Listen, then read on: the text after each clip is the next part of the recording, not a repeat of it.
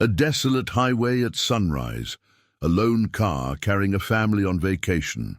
Suddenly, a majestic wild Mustang appears, wounded but determined, blocking their path. What happens next will change their lives forever. An extraordinary tale of survival, compassion, and the unbreakable bond between a mother and her baby. This is a story that will touch your heart and remind you that sometimes the most incredible miracles happen on the most ordinary days. Join us as we unfold a remarkable journey that proves that even in our darkest moments, hope can come from the most unexpected places. The gentle hum of tires against asphalt filled the car as the Martinez family drove through the painted desert of Arizona. Pink and orange streaks painted the sky as dawn broke over the horizon, casting long shadows across the empty highway.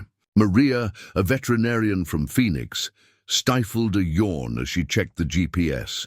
Still 3 hours to go before they reached their vacation destination in Utah.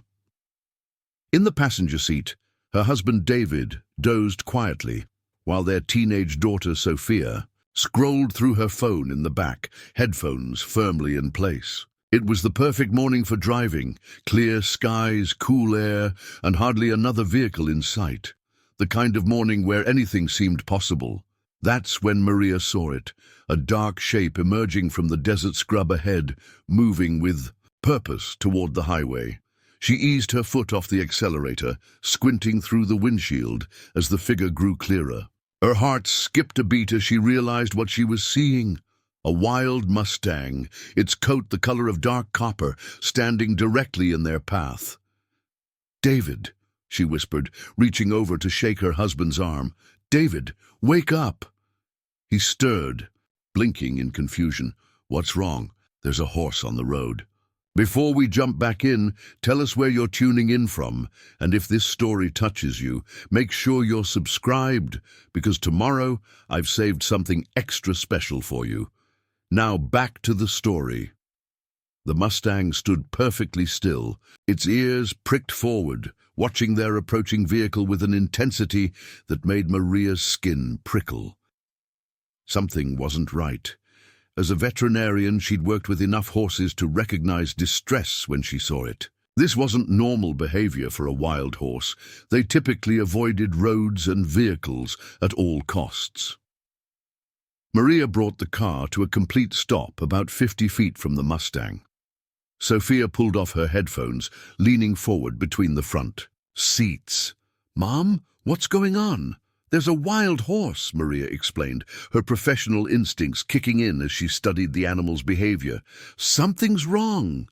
The Mustang took a few steps toward their car, and that's when Maria saw it, a deep gash along its left flank, still bleeding. But there was something else in the horse's demeanor, something beyond its own injury. Its head kept turning back, toward the desert, ears swiveling, muscles tense with what could only be described as anxiety. "It's hurt," Sophia gasped, pressing her face against the window. David reached for the door handle. "Should we try to help it?" "Wait," Maria said, holding up her hand. Years of experience with injured animals had taught her caution. Wild horses don't just approach cars like this. Let me think. The Mustang let out a sharp whinny, pawing at the ground with one hoof. Then it took several steps back, still facing their car, before turning slightly toward the desert. It moved a few paces in that direction, then stopped, looking back at them with an almost human-like urgency. Maria's breath caught in her throat. "It wants us to follow it." "What?" David turned to her, brow furrowed. "How can you be sure?" "I've worked with horses for 15 years, Maria said, already reaching for her emergency medical kit under the seat. "I've never seen one act like this. Something's very wrong, and it's trying to tell us." Sophia leaned forward, her voice tight with worry. "Mom, you're not really going to follow a wild horse into the desert, are you?" Maria checked her phone. Full signal, thankfully. She pulled up her GPS app and marked their current location. Sometimes being a vet means taking calculated risks. "David, call emergency services. Let them know where we are. Sophia grabbed those bottles of water from the cooler. The Mustang watched them intently, letting out another urgent whinny. Its dark eyes seemed to bore into Maria's soul, filled with a desperate intelligence that transcended the usual barriers between human and animal. This magnificent creature, despite its own injury, was asking for help, and Maria knew she couldn't ignore its plea. She stepped out of the car, medical kit in hand, her heart pounding with a mixture of professional focus and genuine concern. The morning air was cool against her skin, carrying the scent of sage and desert flowers. The Mustang's copper coat gleamed in the early morning light, its breathing heavy but controlled. The sun climbed higher in the desert sky as Maria cautiously approached the injured Mustang. Her movements were slow and deliberate, her voice soft and steady as she spoke. "Easy there, beautiful. Let me help you."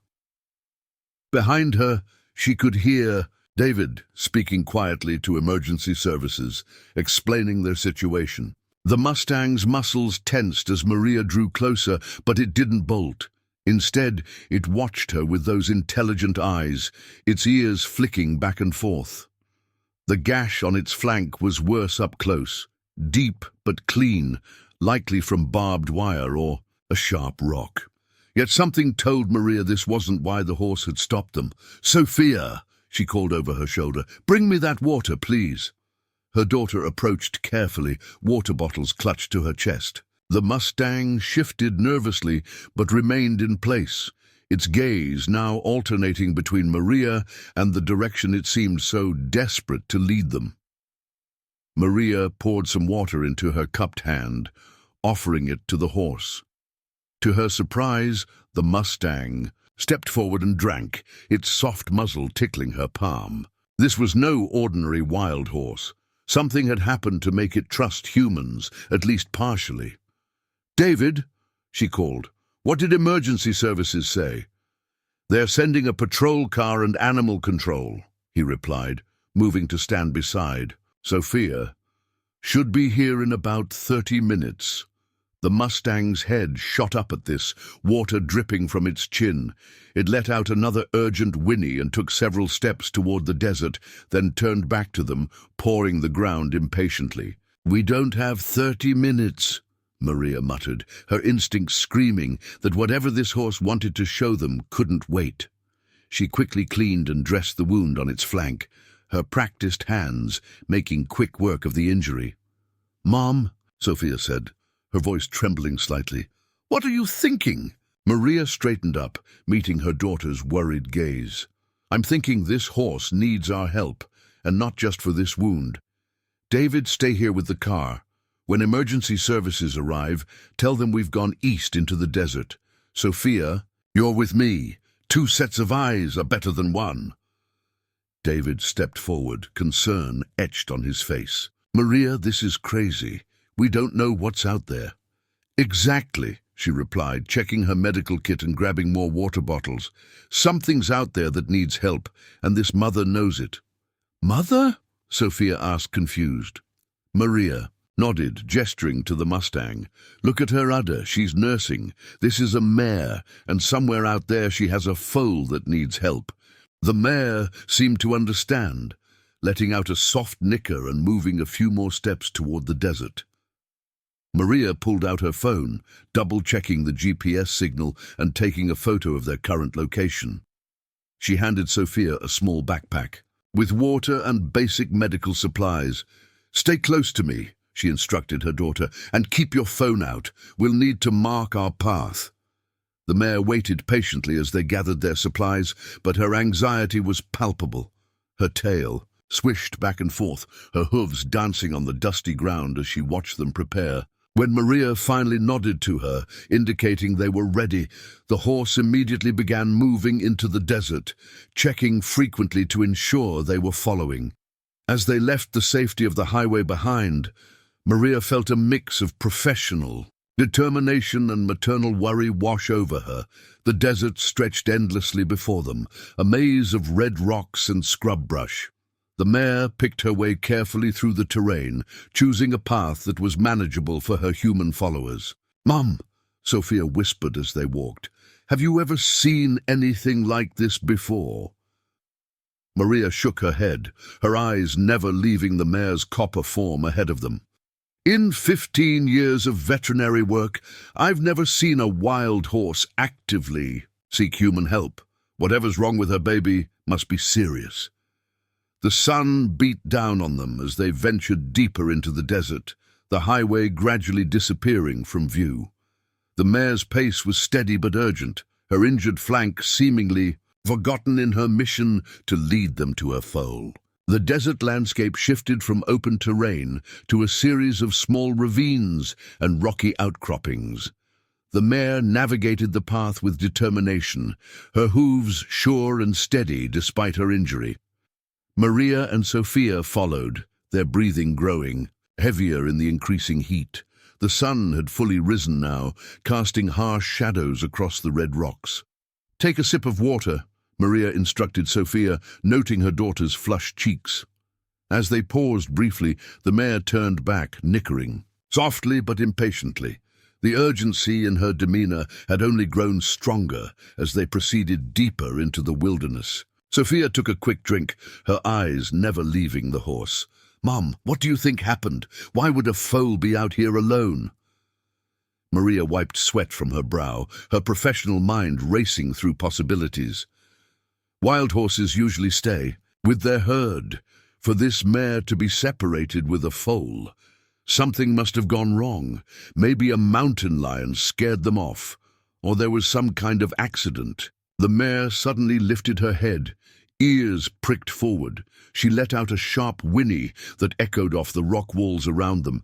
In the distance, they heard it, a faint, desperate reply.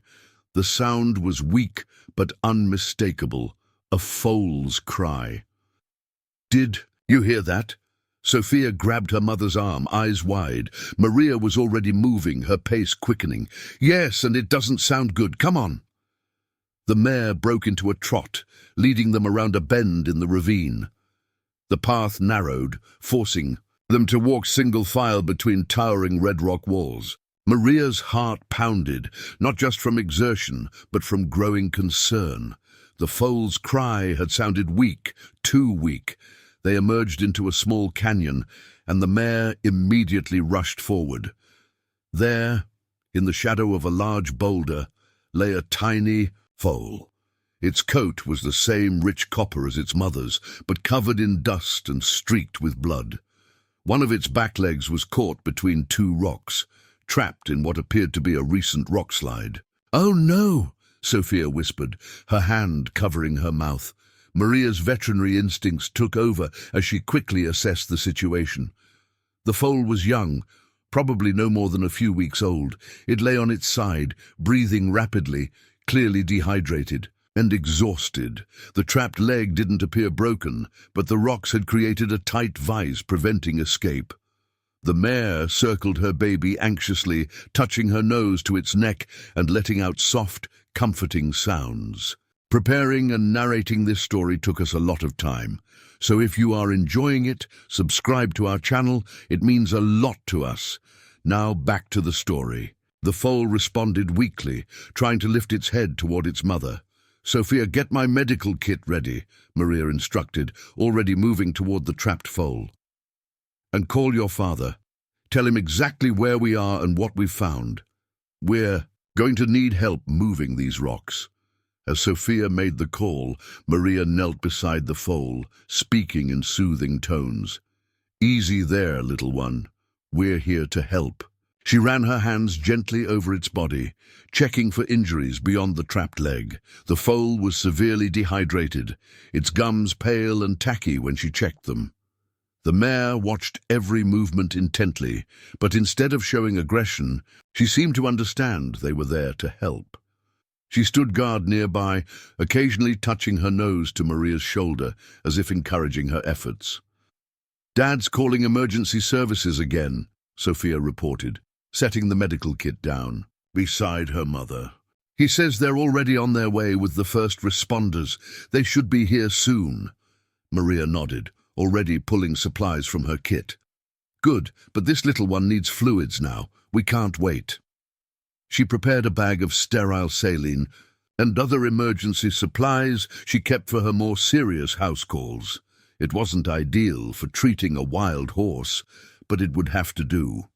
The foal flinched as Maria inserted the needle for the IV fluids, but was too weak to struggle. The mare made a soft sound of distress, and Sophia instinctively moved to comfort her, speaking gentle words as she stroked the horse's neck. "It's amazing," Sophia said quietly, watching her mother work. "She brought us all this way, trusted us to help. How did she know?" Maria secured the fluid line, her throat tight with emotion. Sometimes a mother's instinct transcends everything else. Fear, pain, even the natural barrier between wild and tame. She knew her baby needed help, and she did whatever it took to find it. The minutes ticked by with agonizing slowness as Maria worked to stabilize the foal. The IV fluids were helping, but the little one's breathing remained labored, its body trembling with exhaustion and pain. The desert sun climbed higher, casting harsh shadows across the canyon walls as the temperature continued to rise. "Sophia, wet some gauze with cool water," Maria instructed, her hands steady as she checked the foal's vital signs again. "We need to keep it from overheating." She glanced at her phone. Still no sign of the emergency responders. The foal had been trapped for who knew how long, and every minute mattered. The mare hadn't moved from her vigil, her eyes tracking every movement Maria made. There was something extraordinary in her gaze, a mix of desperation and trust that made Maria's heart ache. This proud, wild creature had somehow known to seek human help, defying every natural instinct to save her baby. Sophia carefully placed the cool, damp gauze on the foal's neck. "Mom, look at these rocks," she said, examining the formation that trapped the foal's leg. "It looks like there was a recent slide. See how fresh the breaks are." Maria nodded, her expert eyes assessing the situation. "Probably happened during that thunderstorm 2 days ago. The foal must have been seeking shelter and got caught when the rocks came down." She ran her hands along the trapped leg, feeling for breaks. "Or serious injury? The leg seems okay, no obvious fractures, but these rocks—" She stood up, studying the precariously balanced pile. Moving them would be dangerous. One wrong shift could cause more rocks to fall, potentially crushing the foal's leg. But they couldn't wait much longer. The little one was starting to show signs of crush syndrome, a potentially fatal condition that could develop when a limb was trapped for too long. A distant sound made them all look up. Was that a helicopter? The mare's ears pricked forward, her body tensing at the unfamiliar noise. Maria quickly moved to calm her, speaking in soft, reassuring tones. "It's okay, girl. That's help coming." She stroked the mare's neck, marveling at how this wild horse now accepted her touch so readily. "Sophia, wave your bright orange emergency. Blanket when they get closer. We need them to spot us in this maze of canyons." The sound grew louder, and soon they could see the helicopter appearing over the canyon rim, its rotors kicking up dust as it searched the area. Sophia unfurled the orange blanket, waving it above her head as the aircraft made another pass. The mare grew increasingly nervous as the helicopter approached, but instead of fleeing, she pressed closer to her foal, as if determined to protect it no matter what. Maria's respect for the horse grew even stronger. Every natural instinct would be telling her to run from the loud, threatening machine, but maternal love kept her rooted to the spot. "They see us!" Sophia called out as the helicopter began to lower, choosing a landing spot in a wider part of the canyon about 100 yards away. The downdraft sent dust and debris flying, making both humans and horses squint against the storm. Maria kept one hand on the mare's neck, the other on the foal, her presence a bridge between the wild and human worlds. She could feel the mare's muscles trembling beneath her touch, but the horse held her ground, trusting that whatever was happening was meant to help her baby. The helicopter touched down, its rotors slowly coming to a stop. 3 figures emerged, carrying equipment and moving quickly toward them. Maria recognized the uniforms of the local search and rescue team, along with someone wearing the vest of the Bureau of Land Management's Wild Horse Program. "Dr. Martinez," one of them called out as they approached, "we got your husband's call. Quite a situation you found yourself in." Maria nodded, not taking her eyes off the horses. "This mare found us, actually. She's the real hero here. We need to move fast. Her foal's been trapped for at least 2 days, maybe longer." The BLM officer moved closer, his experienced eyes taking in the scene. "I've never seen anything like this in 20 years of working with wild horses. A mare deliberately seeking human help? It's unprecedented." "We can marvel at it later," Maria said firmly. "Right now, we need to get this foal free before it's too late. But we have to be careful. These rocks are unstable, and one wrong move could make things much worse." The rescue team quickly began, unpacking their equipment: hydraulic lifts, stabilizing bars, and medical supplies. The mare watched it all with nervous attention, but as long as Maria kept contact with her, she remained calm. It was as if she understood that this strange gathering of humans and machines was her baby's only hope. The rescue team worked with practiced efficiency, setting up their equipment around the trapped foal. Tom Bradley, the lead rescue technician, carefully examined the rockslide while his team assembled the hydraulic lifts. The morning heat was becoming intense, and sweat trickled down everyone's faces as they worked. "The good news," Tom said, pointing to the largest rocks, "is that we can stabilize this section before we start moving anything. The bad news is that we'll need to lift 3 major pieces simultaneously to avoid crushing the leg." Maria nodded, still maintaining her position between the mare and the rescue team. The wild horse's trust was remarkable, but it remained fragile. One wrong move, one too sudden action, and natural instinct might take over, making the rescue impossible. "Sophia," Maria called to her daughter, "grab my stethoscope from the kit. I need to monitor the foal's heart rate during this." She turned to Tom, her voice low and urgent. "We need to move fast. The longer that leg is trapped, the higher the risk of complications when we free it." The BLM officer, Mike Reeves, approached with a concerned expression. "Dr. Martinez, we should probably sedate them both. It's standard procedure with wild horses, and this operation could spook them." Maria shook her head firmly. "No, this mare has shown extraordinary trust in us. If we sedate her, we break that trust forever, and the foal is too weak for sedation. It could compromise its breathing." She met Mike's eyes with determination. "I'll keep them calm. Just work as quietly as you can." The rescue team positioned the hydraulic lifts, carefully inserting them under the key rocks. Tom orchestrated the operation like a conductor, ensuring every piece of equipment was perfectly placed. "On my count," he said, "we'll lift all 3 points simultaneously. Dr. Martinez, you'll need to pull the foal's leg free the moment we create enough space." The mare seemed to sense the tension in the air. She lowered her head to nuzzle her foal, letting out a soft nicker. The baby horse responded weakly, its eyes half closed with exhaustion. Sophia stood nearby, tears glistening in her eyes as she watched the tender interaction. "Everyone ready?" Tom called out. His team members nodded, hands on their equipment.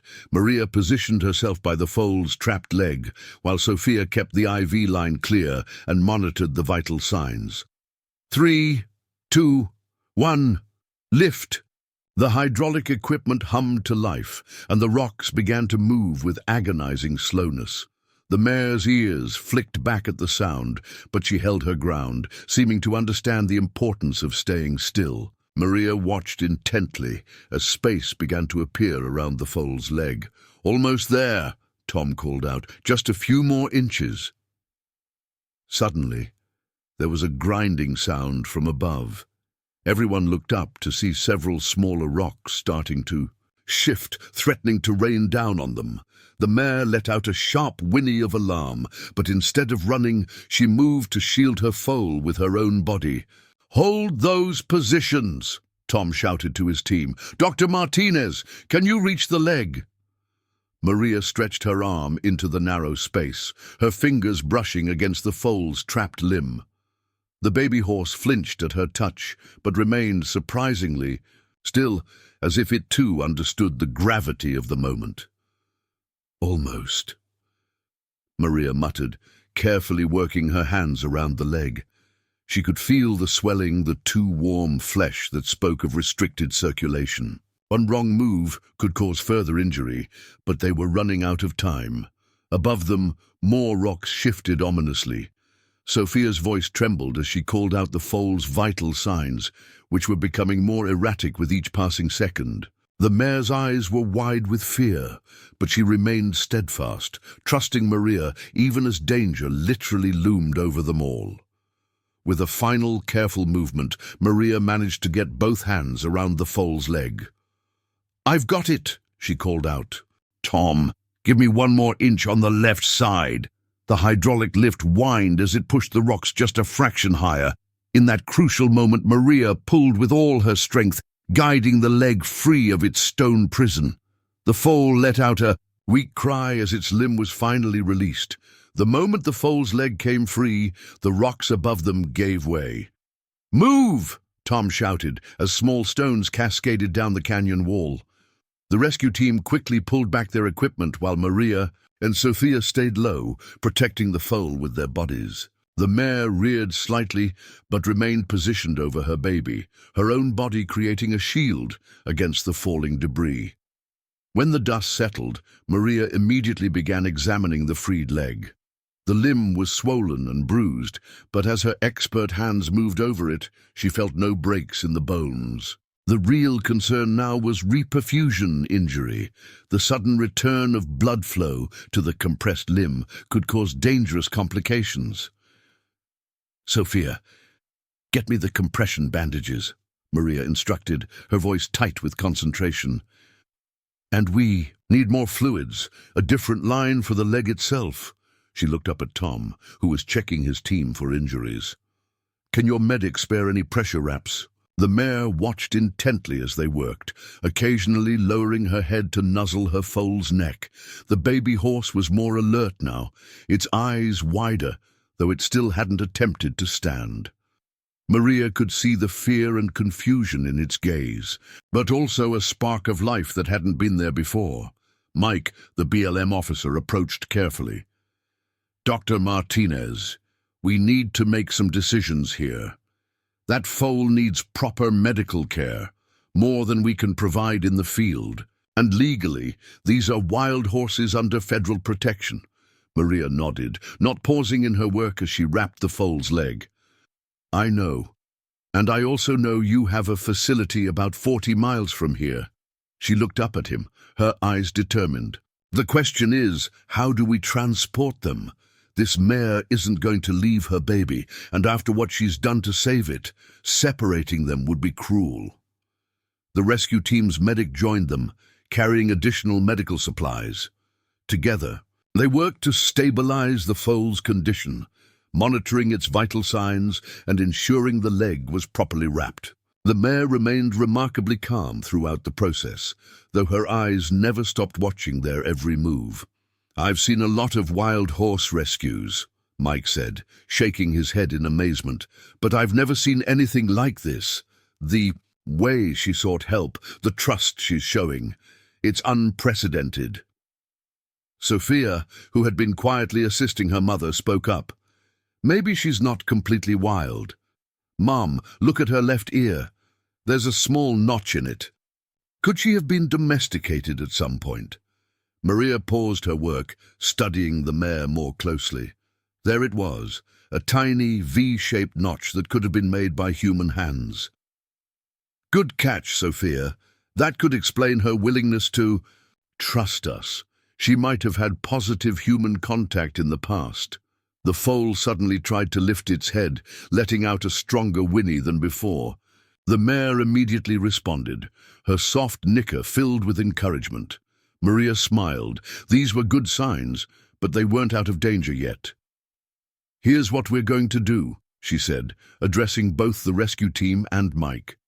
"That helicopter has a horse transport harness, right?" When Tom nodded, she continued, "We'll need to airlift them both to the BLM facility. The foal needs immediate medical care, and the mare won't leave its side." Mike frowned. Preparing and narrating this story took us a lot of time, so if you are enjoying it, subscribe to our channel. It means a lot to us. Airlifting Now a back to wild the horse, story. that's extremely dangerous. The noise, the harness, she could panic. "Look at her," Maria countered, gesturing to the mare who stood calmly despite the commotion around her. "She's already proven she'll do anything. For her baby. She'll handle it if we're careful and keep them together." Tom stepped forward, his expression thoughtful. "We could modify the harness to carry them both. It'll be tight, but with the foal's small size, it's possible. The real question is, will she let us put it on her?" Maria stood slowly, moving to stand beside the mare. The magnificent horse turned to look at her, and in that moment, Maria felt a deep connection with this remarkable mother who had defied all odds to save her child. She gently placed her hand on the mare's neck, feeling the strong muscles beneath the copper coat. "She'll let us," Maria said softly, "because somehow she knows we're her baby's only chance." The preparation for the airlift was a delicate operation that required every ounce of patience and expertise they possessed.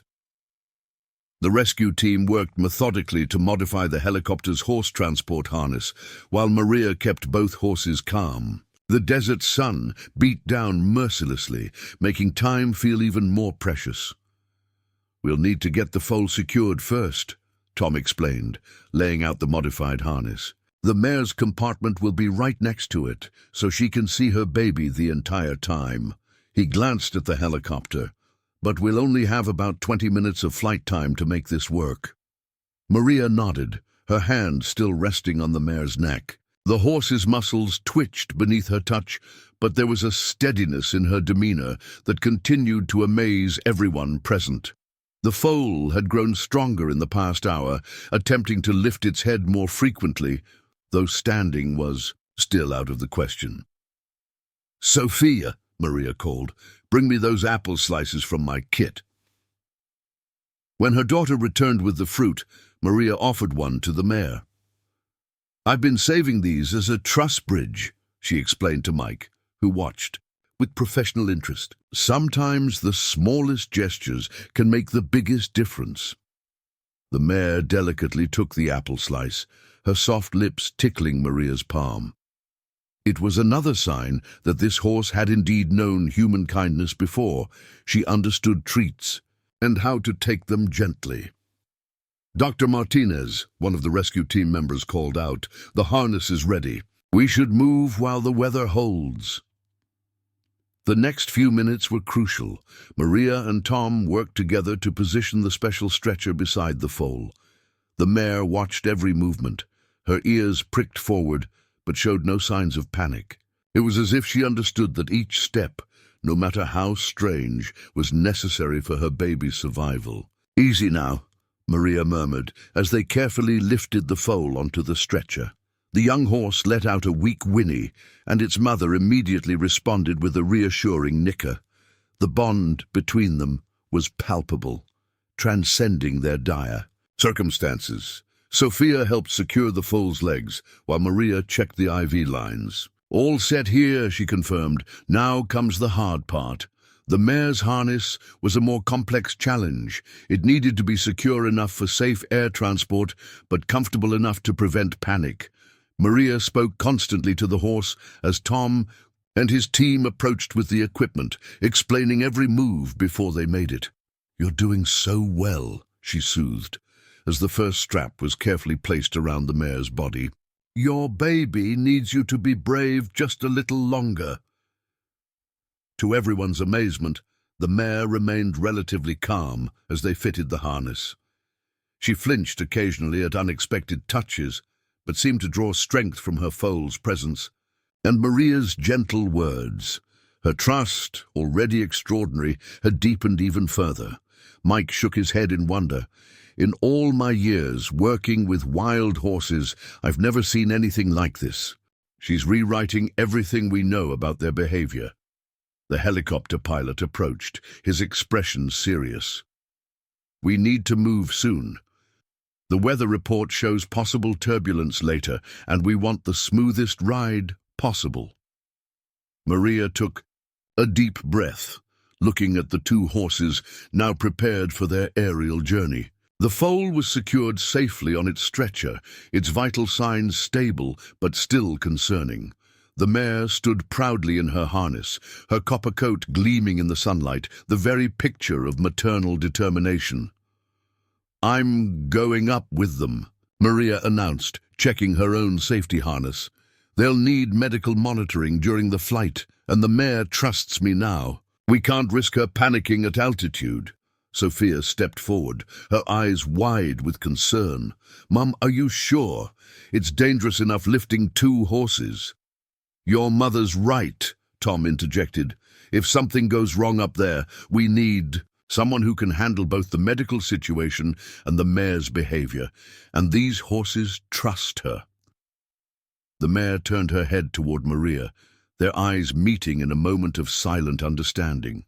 In those deep brown eyes, Maria saw not just trust, but a wisdom that transcended the usual boundaries between human and animal. This remarkable creature had chosen to put her faith in human help, had fought against every natural instinct to save her baby, and now stood ready to face yet another challenge. The helicopter's rotors began to turn, their rhythmic beating echoing off the canyon walls. Maria stood between the two horses, one hand on each, feeling their different reactions to the growing noise. The foal's eyes were wide with fear, but it was too weak to struggle against its restraints. The mare's muscles quivered beneath Maria's touch, but she remained steadfast, drawing strength from some deep well of maternal courage. "Final checks," Tom called out over the increasing rotor noise. The rescue team moved with practiced efficiency, checking every strap, every connection. The specially designed harness system would keep both horses secure beneath the helicopter, with Maria tethered alongside them in her own safety rigging. Sophia rushed forward for one last hug before joining her father, who had arrived at the scene shortly before. "Be careful, Mom," she pleaded, her voice barely audible over the helicopter. "I will, sweetheart," Maria promised. "We'll see you at the facility." The pilot's voice crackled through Maria's headset. "Beginning lift-in. 30 seconds. Dr. Martinez, are you ready?" Maria did one final check of her own harness and the medical equipment secured to her belt. "Ready? Let's do this." The first test came as the cables began to tighten. The mare let out a sharp whinny as her hooves left the ground, but Maria's gentle hand on her neck and the sight of her foal beside her kept her from panicking. Slowly, carefully, the entire group, 2 horses and 1 human, rose into the air. "Easy, girl," Maria soothed, though she knew the mare couldn't hear her over the rotor noise. "You're doing great." The ground fell away beneath them as they cleared the canyon walls.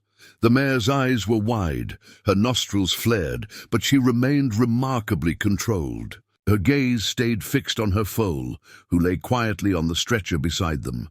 Through her headset, Maria heard the pilot report their status. "Lift successful. Beginning forward movement. Dr. Martinez, how are your patients?" Maria checked both horses before responding. "Stable for now. The mare's handling it better than anyone could have expected. Keep it smooth. The foal's vitals are still fragile." The desert landscape spread out below them, a vast canvas of reds and browns painted by nature's hand. Under different circumstances, Maria might have found the view breathtaking.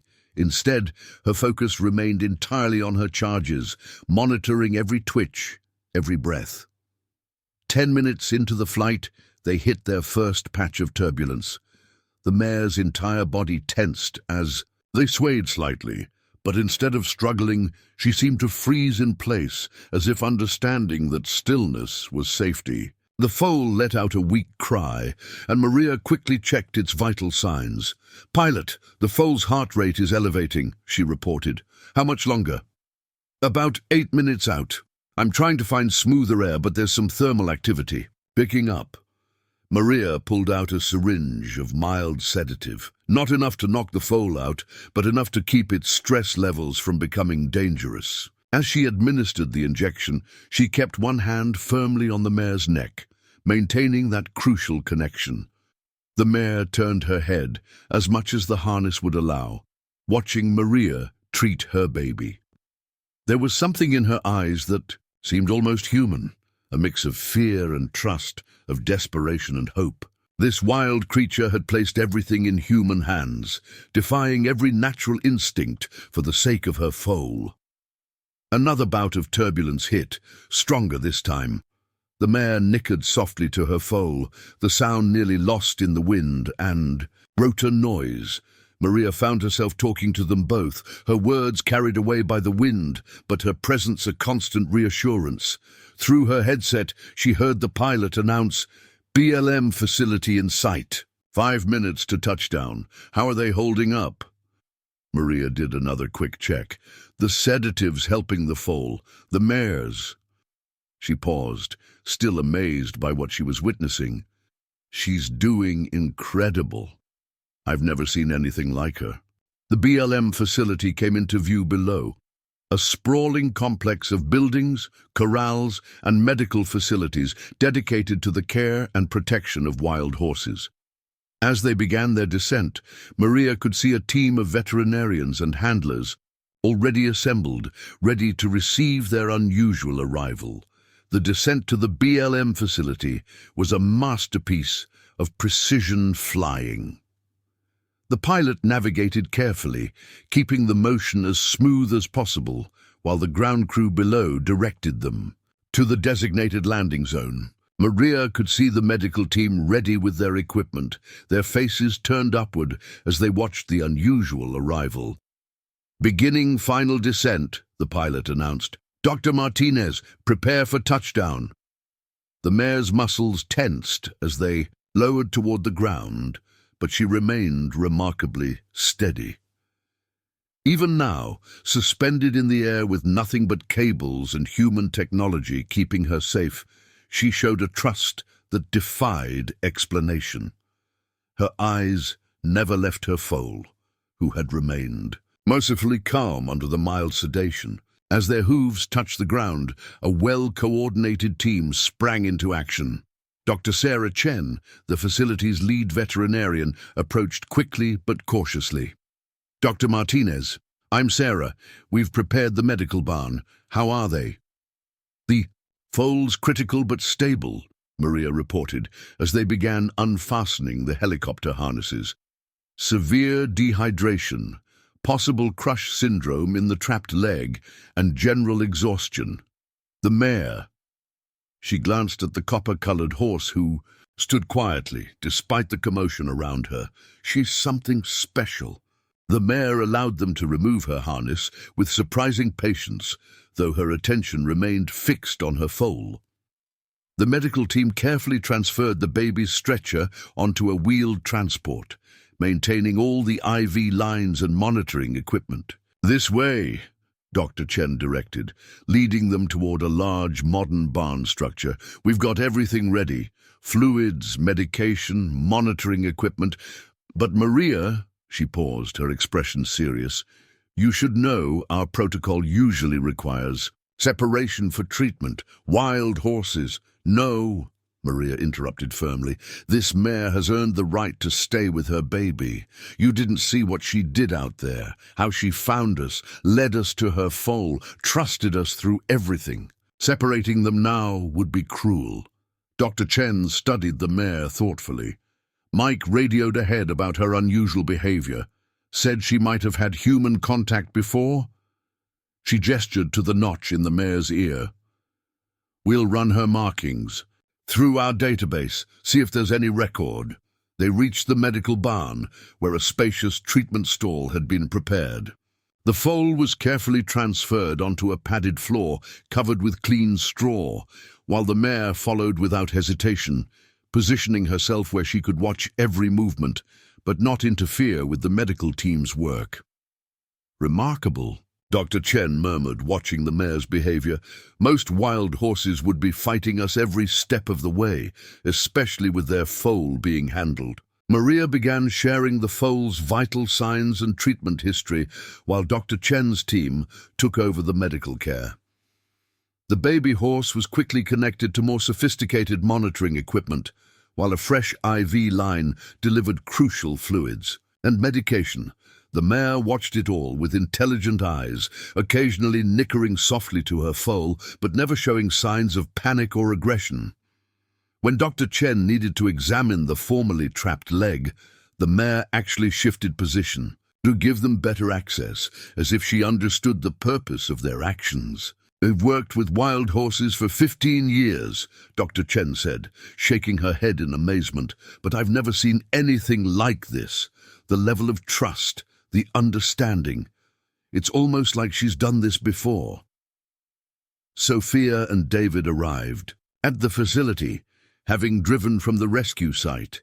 They joined Maria at the stall entrance, watching the medical team work. Sophia's eyes were wide as she took in the sophisticated equipment and professional operation. "Look at them, Mom," she whispered. "The mare's so calm, like she knows she's exactly where she needs to be." Maria nodded, her throat tight with emotion. After everything they'd been through, the desperate encounter on the highway, the trek through the desert, the daring helicopter rescue, they had finally reached safety. But as she watched the mare standing guard over her foal, Maria knew their story was far from over. As evening approached, the medical barn hummed with quiet activity. The foal's condition had stabilized, though Dr. Chen maintained a cautious outlook. The formerly trapped leg showed promising signs. Circulation was returning, and the swelling had begun to decrease under their careful treatment. "Look at these markings," Dr. Chen said, examining photographs she'd taken of the mare. Earlier, she and Maria stood at a computer station just outside the treatment stall, while the copper-colored horse dozed lightly nearby, still maintaining her vigil over her baby. "The notched ear is obviously human-made, but there's something else." Maria leaned in closer, studying the images on the screen. "That pattern on her left flank, is that a freeze brand? It's faded, but—" "Exactly." Dr. Chen nodded, enhancing the image. "It's old, probably done years ago, but it's definitely there.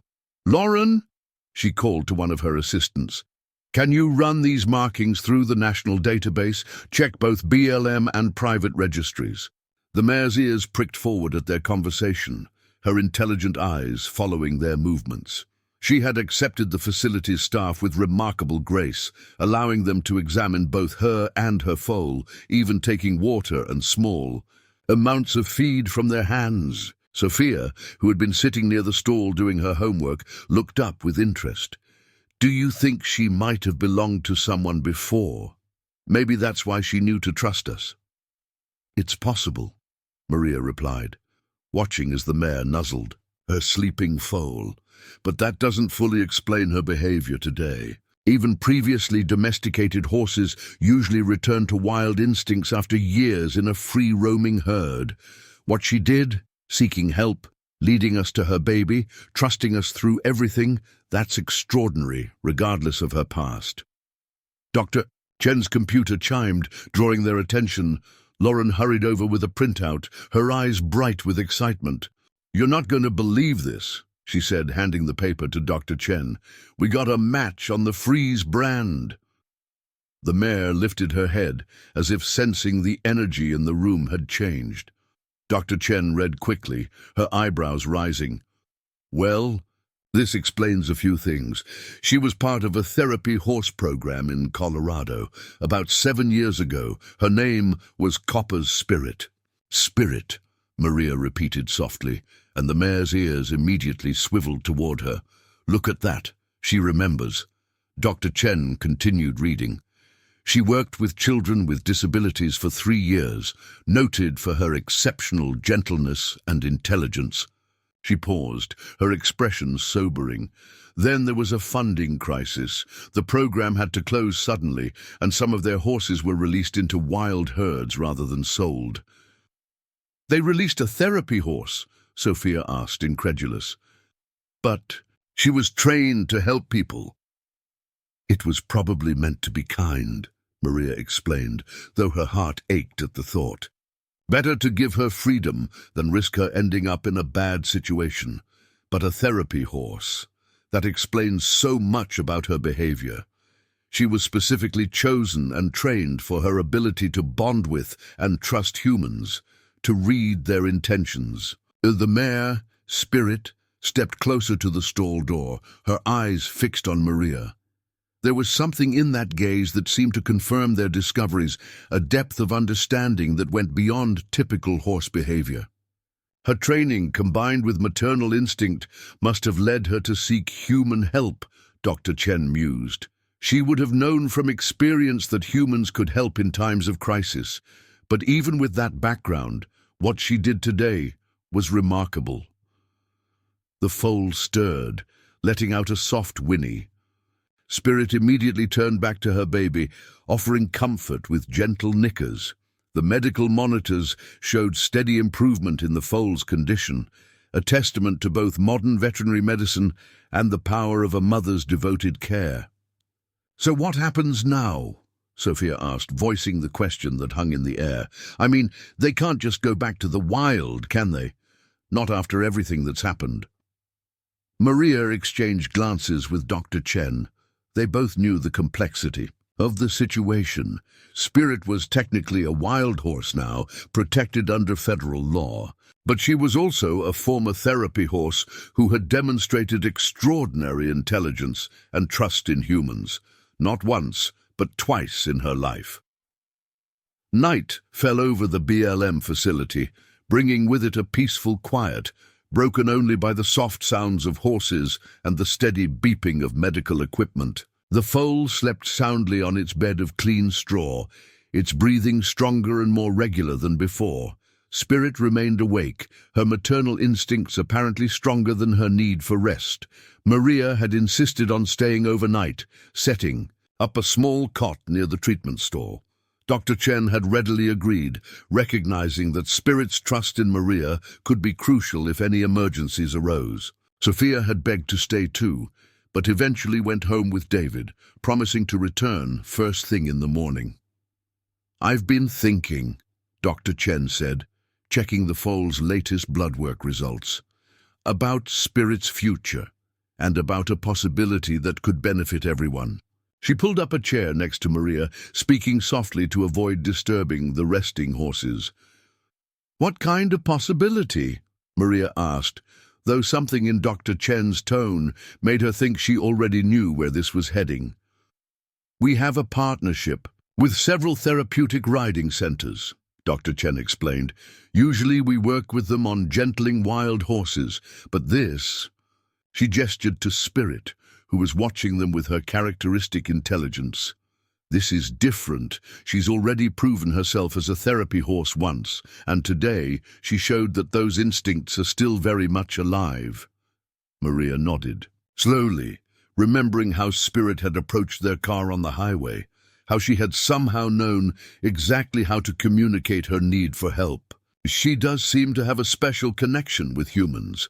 "Exactly," Dr. Chen continued, "and with her foal. Well, they could be invaluable to a program that works with children. Imagine the stories they could tell, the connections they could make. A wild horse who trusted humans to save her baby. Children would relate to that incredibly well." The idea took root in Maria's mind, growing stronger as she considered the possibilities. She looked at Spirit, who met her gaze with those knowing eyes. "But what about the legal aspects? She's technically a wild horse now, protected under federal law." "There are provisions for special cases," Dr. Chen replied, "especially when it involves the welfare of the horses. Given Spirit's history as a therapy horse, her recent behavior, and the fact that she and her foal will need ongoing medical care, we could make a strong case for permanent placement." Spirit nickered softly, as if adding her opinion to the conversation. The foal stirred at the sound, and she immediately moved to comfort it, demonstrating once again the depth of her maternal devotion. "There's something else to consider, Doctor," Chen added, her voice thoughtful. "Wild horses form strong bonds with their herds. Spirit has been living wild for years. She must have had a herd, but she left them to seek help for her foal. Going back might not be the best option for her anymore." Maria watched as Spirit gently nuzzled her sleeping baby. The mare's copper coat gleamed in the dim light of the medical barn, and despite her obvious fatigue, she carried herself with a quiet dignity that seemed to speak of both her wild and domestic experiences. "She bridges two worlds," Maria mused, "wild enough to survive on her own, but gentle enough to trust humans when it matters most. Maybe that's exactly what makes her special." Dr. Chen smiled. "And exactly what could make her an amazing therapy. Horse again. The foal, too, growing up in that environment, learning from its mother's example.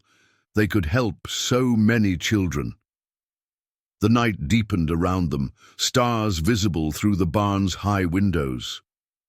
Spirit remained at her post, occasionally, glancing at Maria and Dr. Chen as they talked, as if she understood that they were discussing her future.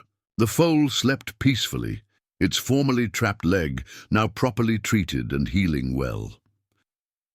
"We should wait until the foal is stronger," Maria said finally. "See how they both do over the next few weeks. But I think you're right. They deserve a chance to use their remarkable trust in humans to help others." Dawn broke over the BLM facility, painting the sky in shades of pink and gold. The medical barn came alive with morning activity as staff arrived to check on their patients. The foal had made it through the night without complications, each hour bringing small but significant improvements in its condition. "Look who's trying to stand," Dr. Chen called out as she entered the treatment stall. The foal had indeed managed to lift itself partially up, though its formerly trapped leg still trembled with weakness. Spirit stood close by, offering support and encouragement with soft nickers. Maria hurried over from where she'd been preparing medications. "Careful, little one," she cautioned, moving to support the foal's weak side. "The leg needs more time to heal." The baby horse turned its head toward her voice, showing none of the fear typical of wild foals toward humans. "It's remarkable," Dr. Chen observed, checking the leg's circulation. "Less than 24 hours ago, this foal was trapped and dying. Now it's already trying to stand. These Mustangs have incredible resilience." Sophia arrived with David, carrying breakfast for everyone. She rushed to the stall, her face lighting up at the sight of the foal's progress. "Mum, look at how much stronger it seems." Speaking of strength," David added, setting down the food, "how's our hero Mama doing?" He gestured to Spirit, who acknowledged him with a gentle head bob. The mare had finally allowed herself to rest during the night, though never for long. Periods. Dr. Chen ran her hands along Spirit's injured flank, examining the wound they'd treated yesterday. "The gash is healing nicely. She's as remarkable as her baby. Most wild horses would be showing signs of stress from confinement by now, but she seems completely at ease." "Because she remembers," Sophia said confidently, approaching Spirit with an apple she'd brought. "Don't you, girl? You remember when you helped people before?" The mare took the apple delicately from Sophia's hand, her eyes soft and knowing. The morning brought more visitors. Mike from the BLM arrived with Tom and several members of the rescue team, eager to check on the horses they'd helped save. They found Spirit and her foal surrounded by an atmosphere of calm that seemed almost magical.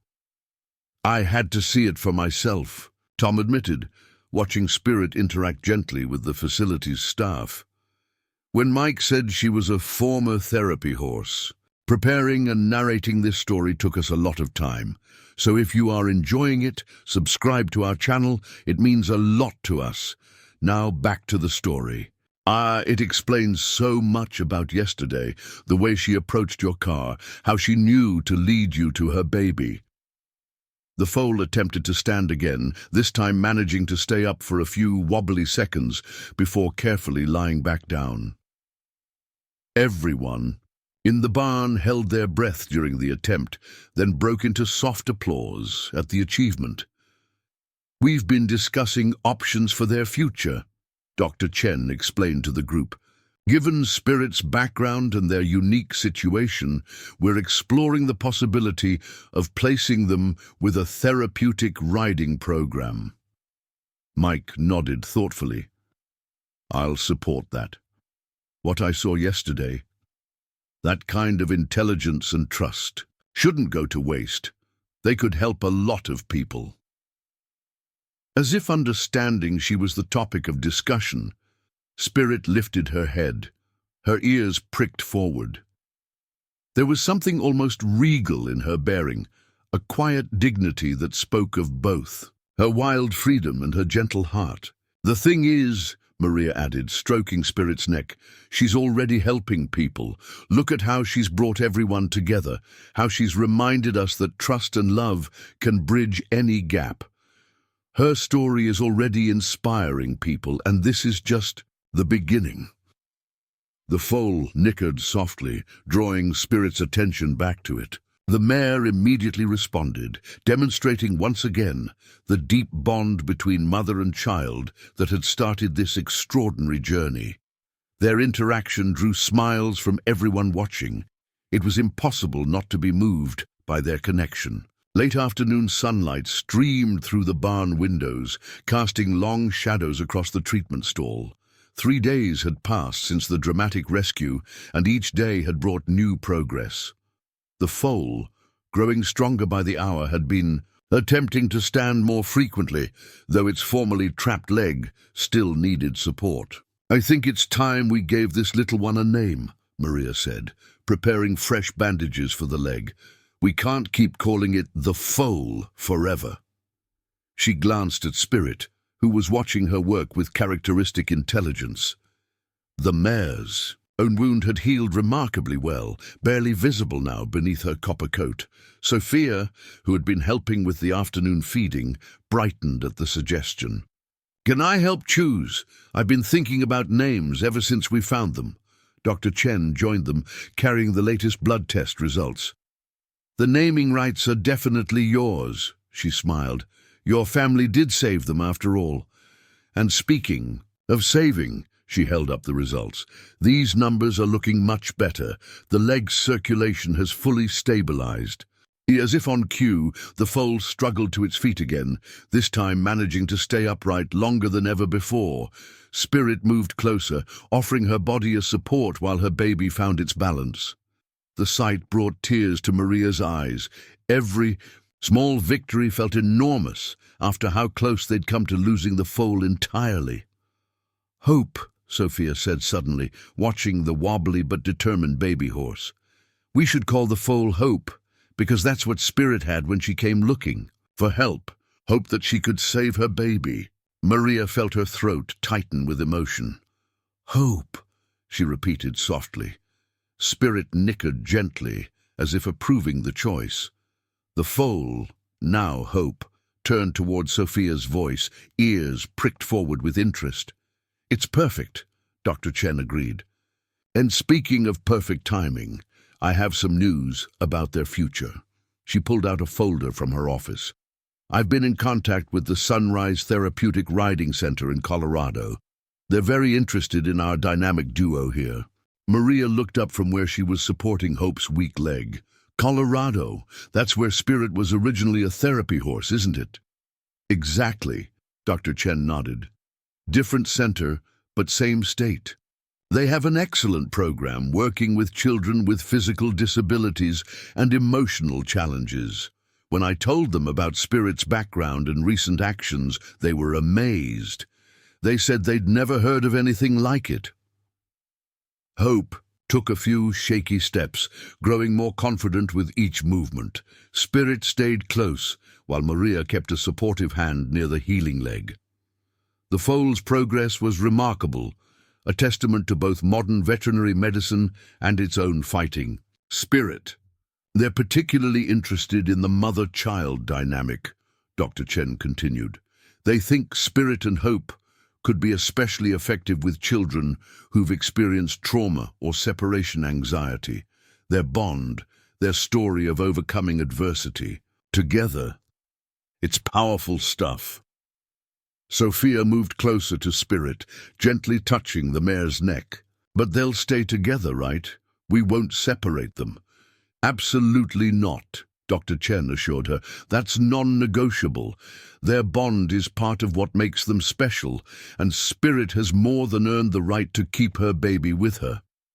The mare turned her graceful head toward them, her eyes seeming to understand the importance of the conversation. She had shown such extraordinary trust in humans, first in seeking their help, then in accepting their care. Now she was being offered a chance to return to her former life of service, but this time with her beloved foal by her side. "Look," Maria whispered, pointing to Hope. The foal had managed to walk in a complete circle, its previously trapped leg holding steady. Spirit arched her neck proudly, while Hope celebrated the achievement by attempting a tiny, playful buck, wobbling but not falling. A week had passed since the rescue, and the changes in both Spirit and Hope were remarkable. The medical barn had become their temporary home, though they'd graduated from the intensive care stall to a larger space that allowed Hope more room to practice walking. The morning sun found them sharing breakfast, Spirit carefully watching her foal's increasingly steady movements. "The director of Sunrise Center is flying in today," Dr. Chen announced, entering with her morning coffee. "Amanda Parker, she's been running therapeutic riding programs for 20 years. She wants to meet our miracle pair in person before finalizing the arrangements." Maria looked up from where she was checking Hope's leg, which now bore only a light supportive wrap. "Instead of the heavy bandages of the previous week, how do you think Spirit will handle meeting someone new? She's been amazing with us, but that's exactly what Amanda wants to see," Dr. Chen replied. "Spirit's ability to bond with strangers will be crucial in a therapy program. Though, honestly," she smiled as Spirit nickered a greeting to her, "I don't think we have anything to worry about." Hope had developed a playful streak as her strength returned, currently attempting to chase a butterfly that had wandered into the barn. Her gait was still slightly uneven, but the improvement was visible with each passing day. Spirit watched her baby's antics with what could only be described as maternal pride. Sophia arrived after school, carrying a brush she'd bought specially for the horses. "Mom, did you see? Hope's almost running now." She approached Spirit first, who lowered her head for the expected scratches. The bond between the teenager and the mare had grown stronger each day. "Walking briskly," Maria corrected with a smile. "Let's not rush things. But yes, the progress is amazing. Dr. Chen says the director from Sunrise is coming today." "Really?" Sophia's eyes lit up as she began gently brushing Spirit's copper coat. "Can I stay and meet her? I want to hear all about where Spirit and Hope will be living." As if understanding she was being discussed, Spirit turned her attention to their conversation. Her ears pricked forward with interest. Hope wobbled over to investigate the brushing, showing none of the fear typical of wild foals. Instead, she nudged Sophia's arm hopefully. "Looks like someone wants their turn," laughed Dr. Chen. "It's extraordinary how quickly Hope has accepted human contact. Usually, wild-born foals take months to reach this level of trust." "She's following her mother's example," Maria observed. "Spirit showing her that humans can be trusted, can help. It's exactly what would make them so valuable in a therapy program." The sound of a car pulling up outside drew their attention. Through the barn doors, they could see a woman stepping out of a vehicle, tall, with silver-streaked hair, and an air of quiet confidence. Dr. Chen went to greet her, while Maria and Sophia continued grooming the horses. Amanda Parker entered the barn slowly, her experienced eyes taking in every detail of the scene before her. Spirit watched the newcomer with interest, but showed no sign of anxiety. Hope, currently enjoying Sophia's brushing, barely glanced up. "Sarah," Amanda said to Dr. Chen, her voice filled with wonder, "when you told me about these two, I thought you might be exaggerating. But seeing them now—" She shook her head in amazement. "A wild mare who sought human help, who trusts people this completely, and a foal born wild, but already this comfortable with human contact. It's unprecedented." Spirit chose that moment to demonstrate her extraordinary nature. She walked calmly to Amanda, stopping a respectful distance away, then lowered her head. In greeting, it was the same gentle approach she'd shown since that first desperate encounter on the highway, a perfect balance of dignity and trust. Amanda Parker spent the next hour observing Spirit and Hope, taking detailed notes as Dr. Chen shared their medical records and the incredible story of their rescue. The experienced trainer's eyes missed nothing, from Spirit's gentle interactions with Sophia to Hope's increasing confidence in human presence.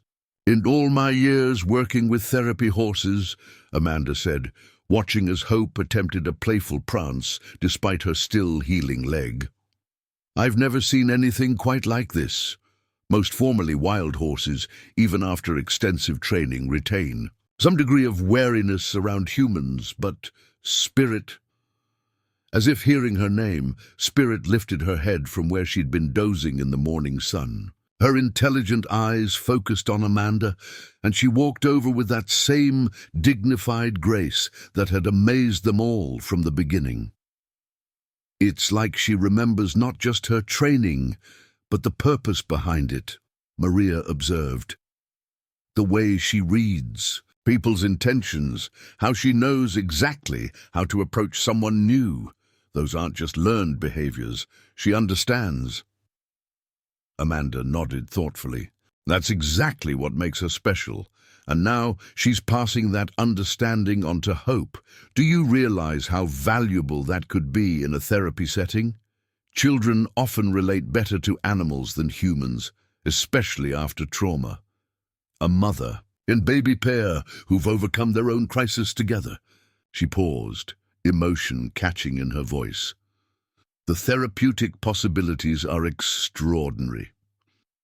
Sophia, who had been quietly brushing Hope, looked up. "Will you tell us about where they'll live? What kind of work they'll do?" Amanda smiled, pulling out her tablet to show them photos. "Sunrise Center sits on 40 acres in the Colorado foothills. We have both indoor and outdoor arenas, specialized equipment for mounting assistance, and large pastures where our horses can roam freely between sessions." She swiped to another image. "The therapy barn has extra-wide aisles to accommodate wheelchairs, and each horse has a spacious stall with attached paddock." "And they'll stay together?" Sophia asked, the question that had been on everyone's mind. "Absolutely," Amanda assured her. "Their bond is precious, not just for them, but for our program. Many of our clients are children dealing with separation anxiety or attachment issues. Watching Spirit and Hope together, seeing their trust in each other and in humans, could be incredibly powerful." Hope chose that moment to demonstrate her progress, walking with growing confidence to her mother's side. The foal's gait was steadier each day, though Dr. Chen had warned it might never be perfect. Still, watching the baby horse move with such determination, it was hard to believe that just a week ago she'd been trapped and dying in the desert. "We have a special project in mind for them," Amanda continued, her eyes bright with enthusiasm. "We'd like to document their story, from Spirit's incredible decision to seek help through Hope's recovery to their new life helping others. It could inspire so many people." Maria watched as Spirit gently nuzzled her foal, remembering that desperate moment on the highway when the mare had first appeared. "Their story is already inspiring people. Everyone who's heard about what Spirit did, how she trusted humans to save her baby, It touches something deep inside us. That's exactly why we need them, Amanda said softly. In our program, we work with children who've lost their trust in the world, who've experienced trauma or rejection, showing them how Spirit chose to trust, how that trust saved Hope's life. It could help them understand that it's okay to reach out, to believe in others again. Dr. Chen, who had been reviewing some final medical notes, joined them. Hope's latest tests are all positive. She'll need ongoing physical therapy for that leg, but she's young and resilient. I think. She paused, looking at the mother. And baby together, I think they're ready for their next chapter. The next few days passed in a whirlwind of preparation. Amanda had officially approved Spirit and Hope for the Sunrise program, and arrangements were being made for their carefully planned transport to Colorado. The medical barn buzzed with activity as staff members came to say goodbye to the remarkable pair who had touched all their hearts. The specialist transport company will be here tomorrow morning, Dr. Chen explained during their final team meeting. They're experienced with therapy horses and will make the journey as comfortable as possible. She looked at the mother and Foal through the window of her office, where Spirit was teaching Hope to accept a halter with remarkable patience. Maria felt her throat tighten watching them. Preparing and narrating this story took us a lot of time, so if you are enjoying it, subscribe to our channel. It means a lot to us. Now back to the story. I know this is the right decision, but... She trailed off, emotion making it hard to continue. But saying goodbye is hard, Sophia finished for her mother, wiping tears from her eyes. The teenager had spent every possible moment with the horses over the past week, and the bond she'd formed with them was deep. Amanda, who had stayed to oversee the transition, placed a comforting hand on Sophia's shoulder. You know, we have a junior volunteer program at Sunrise. During summer breaks, we welcome young people who want to learn about therapeutic riding. Someone who already has a special connection with Spirit and Hope would be very welcome. Sophia's eyes lit up at this possibility, but before she could respond, there was a commotion outside. Through the window, they could see Hope attempting her first real trot, her previously injured leg holding strong. Spirit watched attentively, nickering encouragement to her baby. "Look at that!" Dr. Chen exclaimed, quickly making notes in her medical log. "The physical therapy is paying off. She's always going to have a slight unevenness in that gait, but she's exceeding all our expectations for recovery." They stepped out of the office to get a better view of Hope's achievement. The foal, excited by her new ability, attempted a playful buck, something that would have been impossible just days ago. Spirit maintained her careful watch, but her relaxed posture showed she wasn't worried about her baby's adventures. "You know," Amanda said thoughtfully, "Hope's slight limp might actually be an asset in therapy work. Many of our clients have physical challenges of their own. Seeing a horse that's overcome a similar difficulty that doesn't let it stop her from living fully, that can be incredibly inspiring." Tom, the rescue team leader, had stopped by with Mike from the BLM to check on the horses one last time. "Hard to believe this is the same foal we airlifted out of that canyon," he remarked, watching Hope's energetic display. "Or that this calm, gentle mare is the same desperate horse who stopped an ambulance on a dark highway." "She wasn't desperate," Maria corrected softly. "She was determined. There's a difference. Desperation makes you reckless, but determination..." She watched as Spirit demonstrated perfect manners while Dr. Chen checked her healed flank one final time. "Determination gives you the strength to trust, to overcome your fears for something more important." Mike nodded, his usual professional demeanor softened by emotion. "You know, we see a lot of wild horses in this job. Some get adopted, some go to sanctuaries, some return to the range. But these two, they're going to change lives. Spirit already has. She's changed how we think about wild horses' capacity for trust and intelligence." Hope finished her.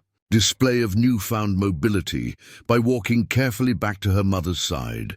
Her steps tired but proud. Spirit gently nibbled her foal's mane, a gesture of affection that made everyone watching smile despite their tears.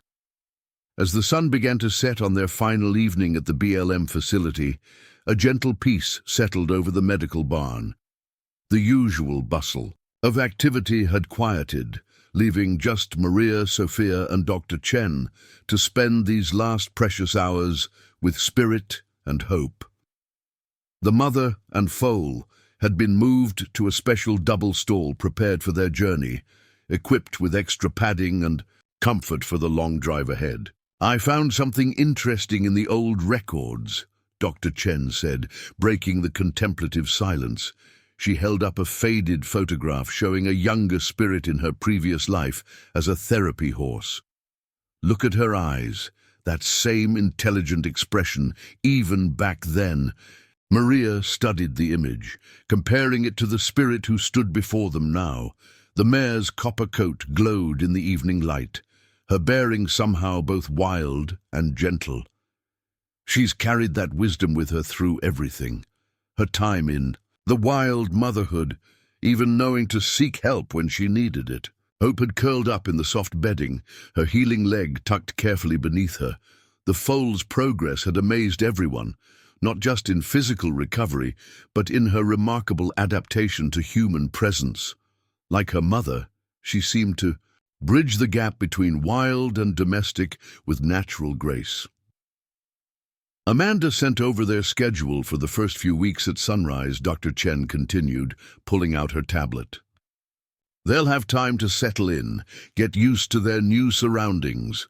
Hope will continue her physical therapy, and Spirit will gradually be reintroduced to therapy work. Sophia sat cross-legged near the stall, sketching the horses in her notebook. She'd been documenting their journey through art, capturing moments like Spirit's proud stance and Hope's playful attempts at running. "Will they remember us?" she asked softly, not looking up from her drawing. "Oh, sweetheart." Maria moved to sit beside her daughter. "Look at Spirit. Really look at her. This is a horse who remembered her therapy training after years in the wild, who understood enough about humans to know we could help save her baby. Of course she'll remember." As if confirming Maria's words, Spirit walked over to them, reaching her head over the stall door to gently nuzzle Sophia's hair. The gesture brought fresh tears to everyone's eyes. It was exactly the kind of intuitive comfort that would make Spirit invaluable in therapy work. "You know," Dr. Chen said, wiping her own eyes, "what happened here goes beyond just saving two horses. Spirit has challenged everything we thought we knew about wild horse behavior, about the boundaries between wild and domestic animals. Her story is going to be studied, discussed in veterinary schools." Hope stirred in her sleep, letting out a soft, nickering sound. Spirit's ears immediately swiveled toward her foal, though she remained standing by Sophia, now accepting gentle strokes along her neck. The mare's ability to divide her attention between her baby and her human friends demonstrated remarkable intelligence. "I've been thinking," Maria said slowly, "about that moment on the highway. How many cars must have passed before we came? A long. But Spirit waited for exactly the right moment, the right people, almost as if she knew you were meant to help them," Sophia finished, adding final touches to her sketch. "Look, Mum." She held up the drawing, showing Spirit standing in the road that fateful night, her pose both desperate and dignified. Maria felt tears well up again. The sketch captured perfectly what words couldn't quite express, the moment when wild and domestic, desperation and trust, past and future, had all converged in one extraordinary horse's decision to believe in humans. Dawn broke over the BLM facility, painting the sky in shades of lavender and gold. The specialized transport truck had arrived, Early, its experienced crew working quietly to prepare for the precious cargo they would be carrying. Spirit and Hope stood calmly in their stall, watching the activity with interest rather than fear. The partition in the trailer has been modified. Exactly as requested, the transport manager, Steve, explained to Dr. Chen. They'll be able to see each other the entire journey, with enough space for Hope to lie down if she needs to rest her leg. Maria and Sophia arrived just as the final preparations were being made. They'd barely slept, knowing these would be their last moments with the remarkable horses who had changed their lives. Sophia carried a small package wrapped in brown paper. "What's that, sweetheart?" Maria asked, trying to keep her voice steady despite her emotions. "A gift for the staff at Sunrise," Sophia replied, clutching the package. "I made copies of all my sketches, showing Spirit and Hope's journey. I thought maybe the children they help might like to see their story." Amanda, who had been reviewing the transport documents, overheard and smiled warmly. "That's a wonderful idea, Sophia. Stories can be powerful therapy tools, and this one is extraordinary." She paused, watching as Spirit nuzzled Hope awake. "Speaking of which, we've already had inquiries from several children's book publishers. They want to share Spirit's story with a wider audience." The time for departure drew closer. Dr. Chen performed one final check of Hope's leg, marveling at the progress. "The swelling is completely gone," she reported. "She'll always have that slight unevenness in her gait, but it doesn't cause her any pain. She's young enough that she'll adapt perfectly." Spirit stood perfectly still as the transport team approached. With her traveling halter, the mare's calm acceptance of the equipment spoke volumes about her remarkable nature.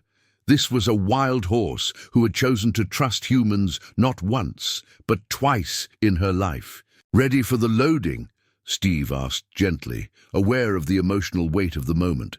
Maria nodded, unable to speak. She and Sophia entered the stall one last time, approaching the horses who had become so dear to them. Hope immediately walked over, her formerly trapped leg moving smoothly enough that you might miss the slight irregularity if you didn't know to look for it. "You be good," Sophia whispered, wrapping her arms around Hope's neck.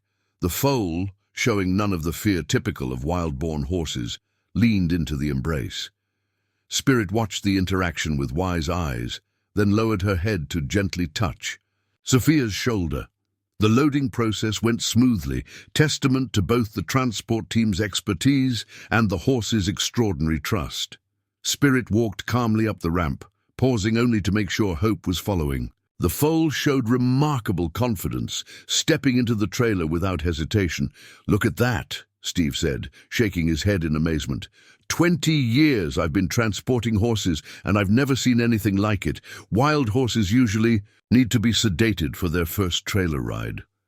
"They're not just any wild horses," Maria replied softly, watching as mother and daughter settled into their traveling compartment. "They're Spirit and Hope." Through the trailer windows they could see Spirit positioning herself where she could best watch over her foal. Hope, already adapting to her new surroundings, had found the hay net and was nibbling contentedly. Their quiet confidence touched everyone watching. These remarkable horses were ready for their next chapter. The transport truck pulled away from the BLM facility, carrying Spirit and Hope toward their new life in Colorado. Maria, Sophia, and the entire medical team stood watching until the vehicle disappeared from view. The morning sun cast long shadows across the empty space where the remarkable horses had lived for the past 2 weeks. "It's strange," Dr. Chen said, breaking the heavy silence. "In all my years of veterinary work, I've never had a case effect. Me quite like this one." She held up her tablet, showing the final photos she'd taken of Spirit and Hope. "They've changed how we think about wild horses, about the boundaries between wild and domestic animals." Amanda, who would be flying to Colorado later that day to meet the horses at sunrise, placed a comforting hand on Sophia's shoulder. "This isn't an ending," she reminded them. "It's a beginning. Think of all the lives they're going to touch, all the children they're going to help." Inside the medical barn, the staff began cleaning out the stall that had housed Spirit and Hope. Sophia noticed something caught in the straw. A few strands of Spirit's copper-colored mane, gleaming in the morning light. She carefully collected them, placing them in her sketchbook as a precious memento. "Mom," she said suddenly, "remember what you said about Spirit waiting for exactly the right car to stop that night? About how she chose us?" Sophia opened her sketchbook, flipping through the pages of drawings that documented their extraordinary journey. "I think she did more than just choose us. I think she reminded us of something important." Maria wrapped an arm around her daughter. "What's that, sweetheart?" "That sometimes the wildest thing you can do is trust," Sophia replied, looking at her sketches of Spirit leading them to Hope, of the helicopter rescue, of quiet moments in the medical barn. Spirit was brave enough to leave her wild herd, to trust humans she didn't know, all to save her baby, and now she's brave enough to start a new life helping others. Dr. Chen joined them, holding the medical records she'd compiled. "These records are already being requested by veterinary schools and wild horse researchers. Spirit and Hope's case is going to be studied for years to come. But it's not just the medical aspects they're interested in. It's the psychological implications, the evidence of complex decision-making in wild horses." The facility's phone rang, and Mike answered it in the office. He came out a few minutes later, shaking his head in amazement. "That was a documentary filmmaker," he announced. "They want to tell Spirit and Hope's story. Said it's the kind of thing people need to hear right now, a story about trust, courage, and the bonds between mothers and children, whether human or animal." Maria thought about the moment Spirit had first appeared on the highway, how the mayor's desperate yet dignified presence had stopped them in their tracks. "Their story reminds us that sometimes help comes from unexpected places," she said softly, "and that the most important thing we can do is recognize it when it does." Through the facility's gates, they could see the desert stretching toward the horizon, the same landscape Spirit had crossed with her injured foal, searching for help. Somewhere out there was the canyon where they'd found Hope, the place where a wild mare's trust in humans had saved her baby's life. The journey to Sunrise Center took just over 8 hours. Amanda, having flown ahead, was already there when the transport truck arrived at the beautiful Colorado facility. The afternoon sun illuminated rolling pastures surrounded by mountain views, a stark contrast to the desert landscape Spirit and Hope had left behind. "They traveled perfectly," Steve reported as he began preparing to unload his special passengers. "The mare kept watch over her foal the whole way, and the little one mostly slept. Never had an easier transport with wild horses." Spirit's copper coat gleamed as she emerged from the trailer, her head held high as she took in her new surroundings. Hope followed close behind, her steps steady and confident despite the long journey. The foal's previously injured leg showed barely any sign of its traumatic past. "Welcome home," Amanda said softly, watching as the pair explored their specially prepared paddock. The enclosure connected directly to a comfortable stall in the therapy barn, giving them the perfect balance of freedom and shelter. "We'll give them a few days to settle in before introducing them to any of our programs." The facility's head veterinarian, Dr. James Torres, arrived to check on them after their journey. "I've reviewed all of Dr. Chen's notes," he said, observing Spirit and Hope's interaction with their new environment. "Their case is absolutely fascinating. We've already had several therapy centers requesting to study our methods as we integrate them into the program."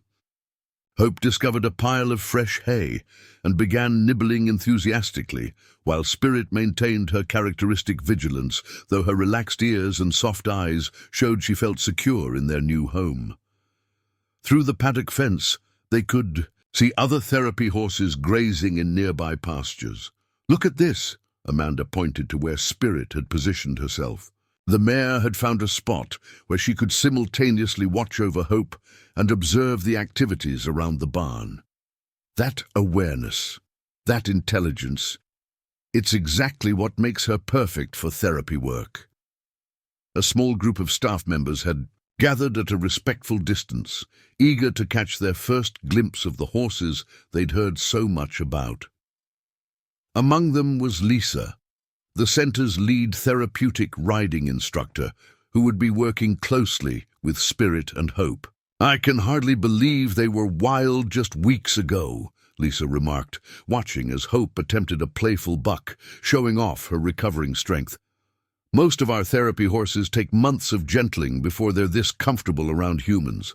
"Spirit was a therapy horse before," Amanda reminded her. "But what's truly remarkable is that she not only remembered that training, but chose to trust humans again when her baby needed help. And now look at Hope. She's learned from her mother that humans can be partners, friends." The sun began to set behind the mountains, casting a golden glow over the facility. Spirit and Hope had moved closer together, sharing the hay pile in companionable silence. Their contentment was visible in every relaxed movement, every soft exchange between mother and child. "That sometimes the wildest thing you can do is trust," Sophia replied, looking at her sketches of Spirit leading them to Hope, of the helicopter rescue, of quiet moments in the medical barn. Spirit was brave enough to leave her wild herd to trust humans she didn't know, all to save her baby, and now she's brave enough to start a new life helping others. Dr. Chen joined them, holding the medical records she'd compiled. "These records are already being requested by veterinary schools and wild horse researchers. Spirit and Hope's case is going to be studied for years to come. But it's not just the medical aspects they're interested in.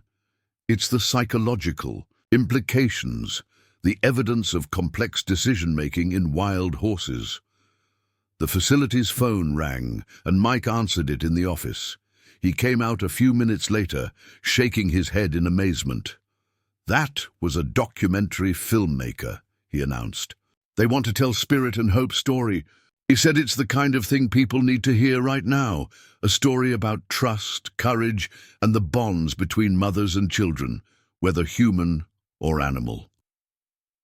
Maria thought about the moment Spirit had first appeared on the highway, how the mare's desperate yet dignified presence had stopped them in their tracks. "Their story reminds us that sometimes help comes from unexpected places," she said softly, "and that the most important thing we can do is recognize it when it does." Through the facility's gates, they could see the desert stretching toward the horizon, the same landscape Spirit had crossed with her injured foal, searching for help. Somewhere out there was the canyon where they'd found Hope, the place where a wild mare's trust in humans had saved her baby's life. The journey to Sunrise Center took just over 8 hours.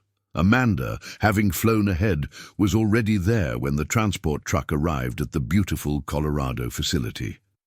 The afternoon sun illuminated rolling pastures surrounded by mountain views, a stark contrast to the desert landscape Spirit and Hope had left behind. "They traveled perfectly," Steve reported, as he began preparing to unload his special passengers. The mare kept watch over her foal the whole way, and the little one mostly slept. Never had an easier transport with wild horses. Spirit's copper coat gleamed as she emerged from the trailer, her head held high as she took in her new surroundings. Hope followed close behind, her steps steady and confident despite the long journey. The foal's previously injured leg showed barely any sign of its traumatic past. "Welcome home," Amanda said softly, watching as the pair explored their specially prepared paddock. The enclosure connected directly to a comfortable stall in the therapy barn, giving them the perfect balance of freedom and shelter. We'll give them a few days to settle in before introducing them to any of our programs. The facility's head veterinarian, Dr. James Torres, arrived to check on them after their journey. "I've reviewed all of Dr. Chen's notes," he said, observing Spirit and Hope's interaction with their new environment. "Their case is absolutely fascinating. We've already had several therapy centers requesting to study our methods as we integrate them into the program." Hope discovered a pile of fresh hay and began nibbling enthusiastically, while Spirit maintained her characteristic vigilance, though her relaxed ears and soft eyes showed she felt secure in their new home. Through the paddock fence they could see other therapy horses grazing in nearby pastures. "Look at this!"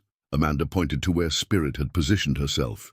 The mare had found a spot where she could simultaneously watch over Hope and observe the activities around the barn. That awareness, that intelligence, it's exactly what makes her perfect for therapy work. A small group of staff members had gathered at a respectful distance, eager to catch their first glimpse of the horses they'd heard so much about. Among them was Lisa, the center's lead therapeutic riding instructor, who would be working closely with Spirit and Hope. "I can hardly believe they were wild just weeks ago," Lisa remarked, watching as Hope attempted a playful buck, showing off her recovering strength. "Most of our therapy horses take months of gentling before they're this comfortable around humans." "Spirit was a therapy horse before," Amanda reminded her. "But what's truly remarkable is that she not only remembered that training, but chose to trust humans again when her baby needed help. And now look at Hope. She's learned from her mother that humans can be partners, friends." The sun began to set behind the mountains, casting a golden glow over the facility. Spirit and Hope had moved closer together, sharing the hay pile in companionable silence. Their contentment was visible in every relaxed movement, every soft exchange between mother and child. Amanda's phone chimed with a message. "That's from Maria," she announced, smiling as she read it. "She wants to know how they're settling in. Sophia's already talking about coming out for the summer volunteer program." Dr. Torres made some final notes in his medical log. "Hope's recovery has exceeded all expectations. She'll always have that slight unevenness in her gait, but watching her move, you'd hardly notice it. And in therapy work, that resilience, that ability to overcome challenges, it's invaluable."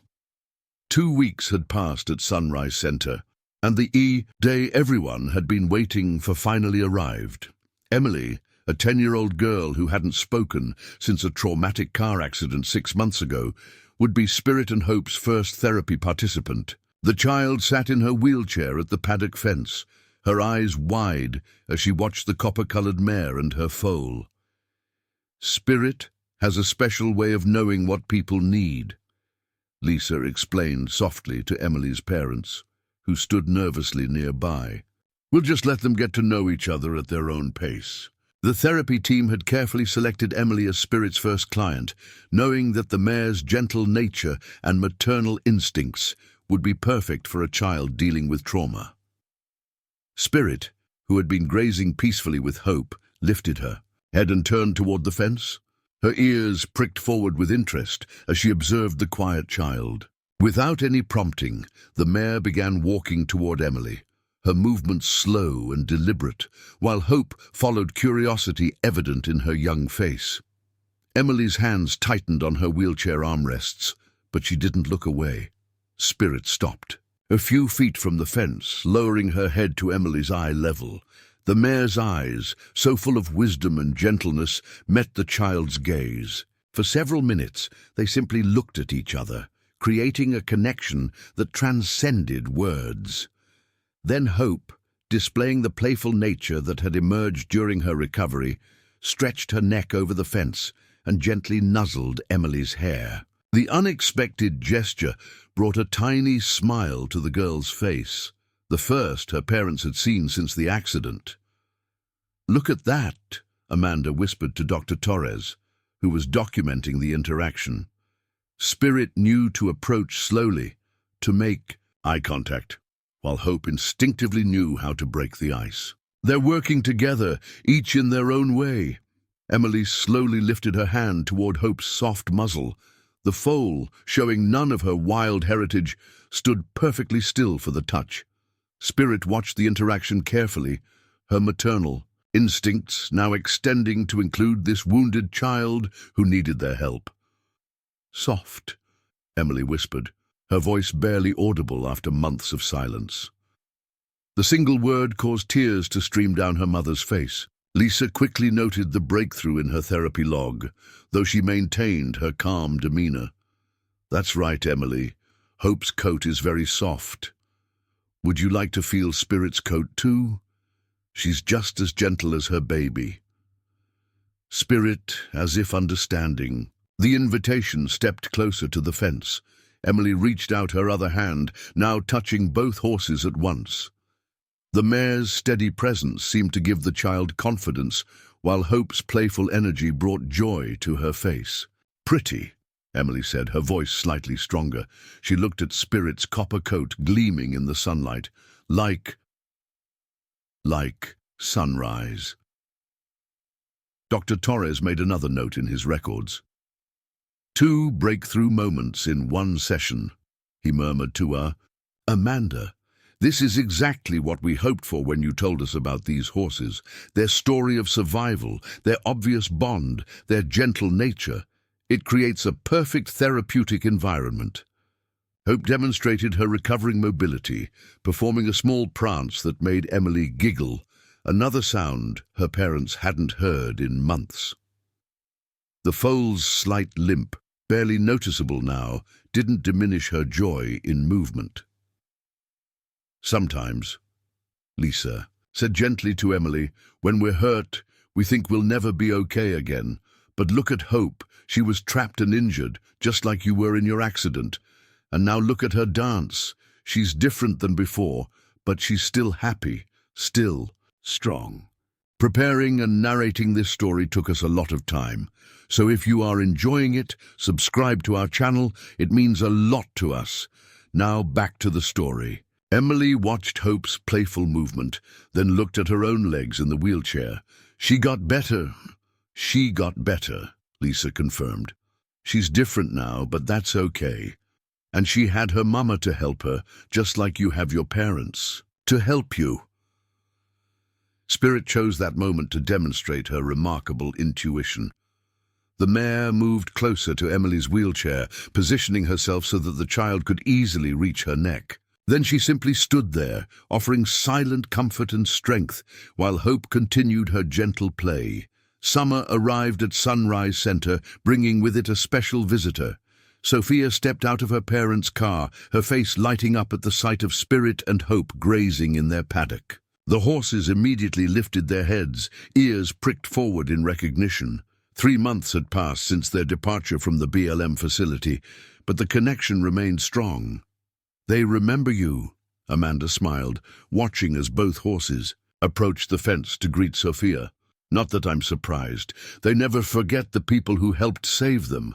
Spirit's gentle nicker of greeting brought tears to Sophia's eyes as she reached out to stroke the mare's familiar copper coat. Hope, now nearly fully grown, demonstrated how far she'd come by performing a playful gallop around the paddock. Her previously injured leg showed remarkable healing. Only the slightest hint of unevenness remained in her gait, visible only to those who knew her story. "The documentary crew finished filming yesterday," Amanda explained as she led Sophia and Maria on a tour of the facility.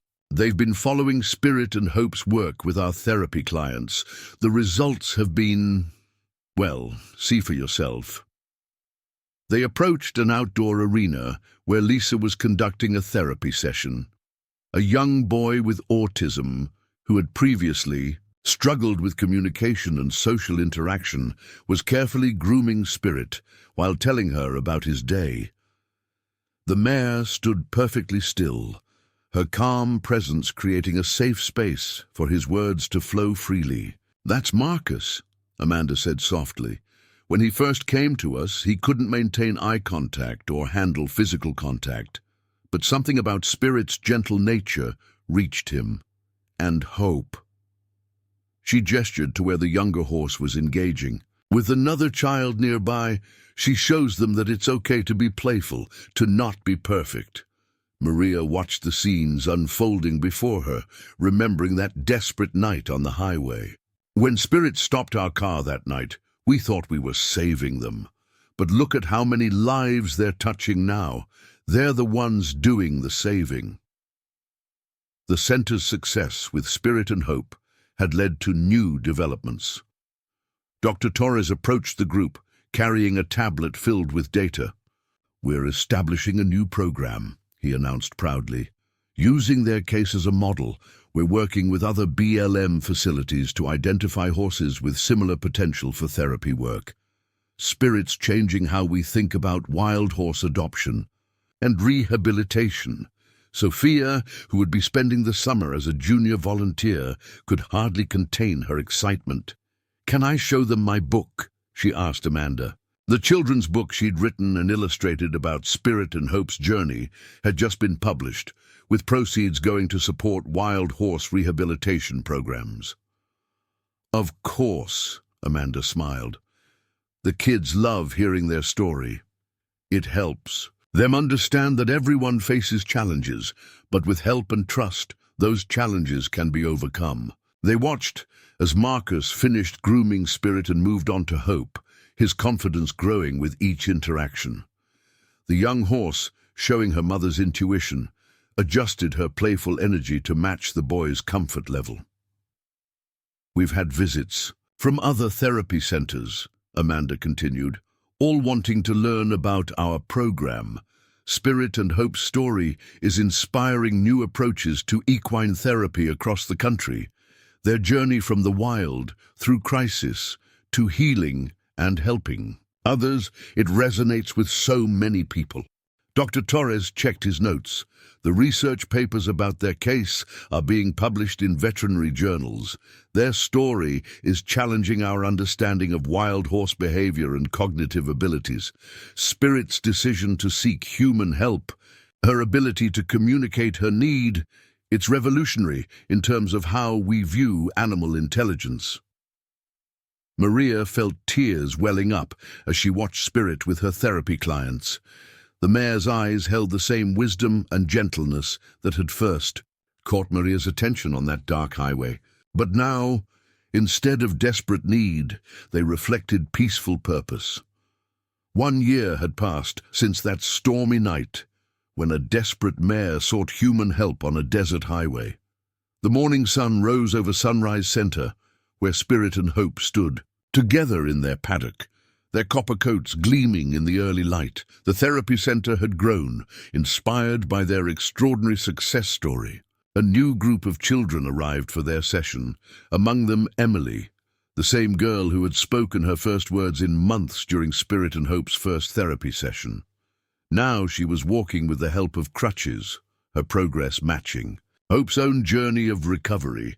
The foal had grown into a beautiful young horse, her slight limp now more of a character trait than a disability. "Watch this," Amanda said to a group of visiting therapists who had come to learn about the program. Emily approached Spirit and Hope with confidence, and the horses immediately responded to her presence. The bond between them was visible. 3 souls who had overcome trauma together. "Their story has reached further than we ever imagined," Lisa added, holding up a copy of Sophia's book, which had become a bestseller in children's literature.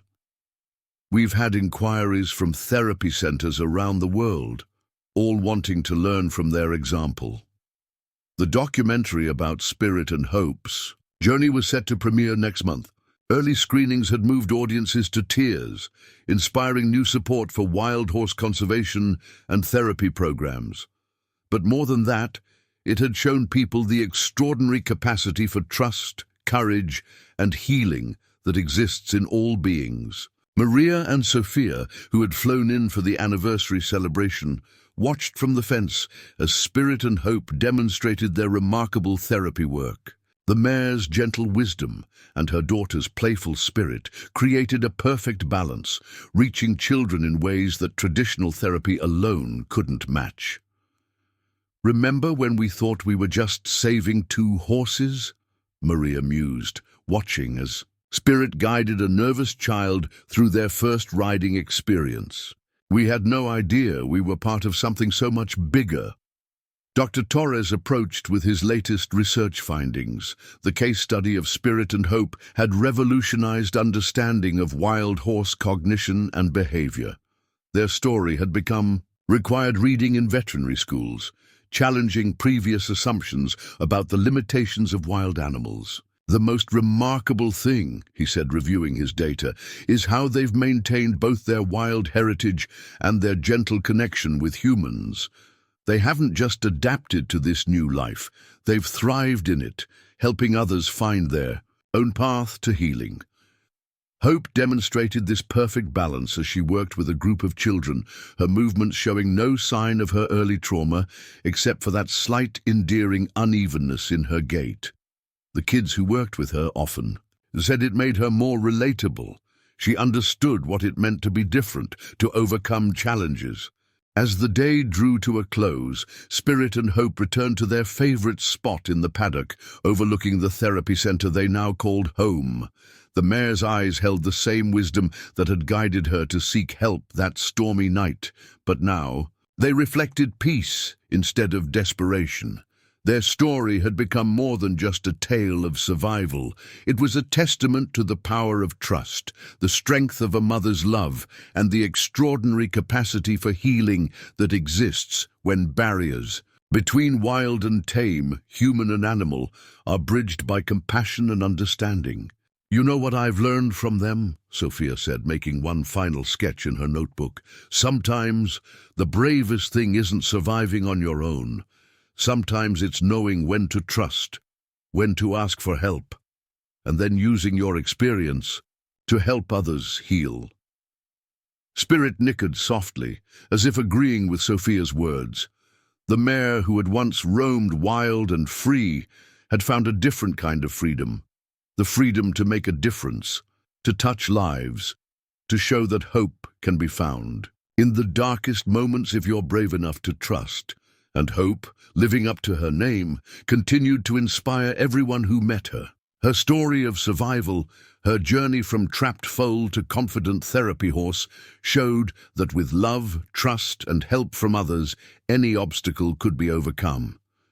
Their legacy would live on not just in the lives they touched directly, but in the changes they inspired in wild horse programs, therapy methods, and the understanding of the profound connections possible between humans and animals.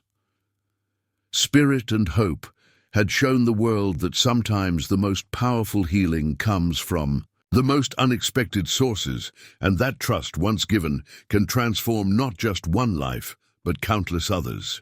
Up next, you've got 2 more standout stories right on your screen. If this one hit the mark, you won't want to pass these up. Just click and check them out. And don't forget to subscribe and turn on the notification bell so you don't miss any upload from us.